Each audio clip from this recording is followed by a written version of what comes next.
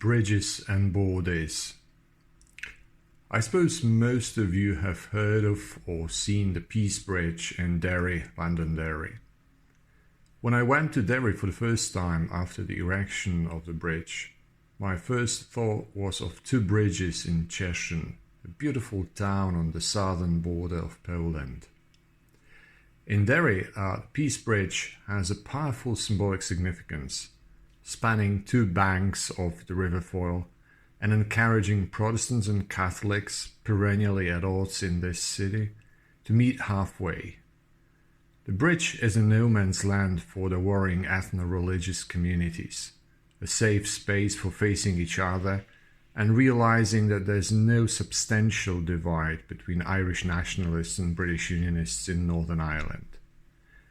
Significantly enough, the Peace Bridge is located just a few miles away from the border between the Republic of Ireland and Northern Ireland, a border which is technically a frontier of the European Union now. The two bridges in Cieszyn are equally significant, even though they allude to markedly different historical events and processes. They are called the Freedom Bridge and the Friendship Bridge. The river below constitutes a border between the Czech Republic and Poland. It's called the Olza. It flows across a territory known for its contested status. In the 20th century alone, Poles and Czechs fought hard to control it in its entirety.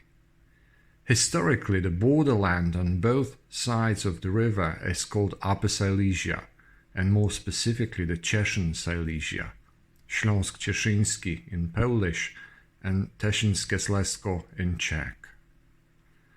Cieszyn itself used to be part of the Austro-Hungarian Empire at the beginning of the 20th century. Then it was shared by Poland and Czechoslovakia, its status contested by both. During the Second World War, the entire town belonged to the Upper Silesian province, which was part of the Third Reich. In 1945, the Soviets decided that it should be divided between Poland and Czechoslovakia again, and a national border was re-established there to stay in place even following both countries' access to the European Union and the Schengen Agreement. It was an open border between 2004 and 2020. In March 2020, the border was closed due to the coronavirus crisis. Poles and then Czechs from the borderland area went out into the streets, always mindful of the social distancing rules, to express their anxiety and sadness. Poles would carry posters with slogans in the neighbor's language. "I miss you, my Czech brother," to the riverbank on the Polish side. Czechs would respond in kind, declaring friendship and solidarity with their Polish counterparts across the river. When I visited Cieszyn in early August 2020, I was relieved to see the border open again.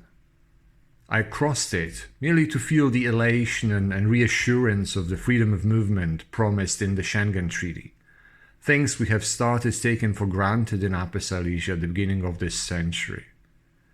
The COVID-19 situation, however, has taught us to reconsider many assumptions. But I can tell you that I felt at home on the other side as well. After all, it's also Upper Silesia on the Czech side, geographically and historically as well as culturally, despite towns like Cieszyn being politically divided between two different states.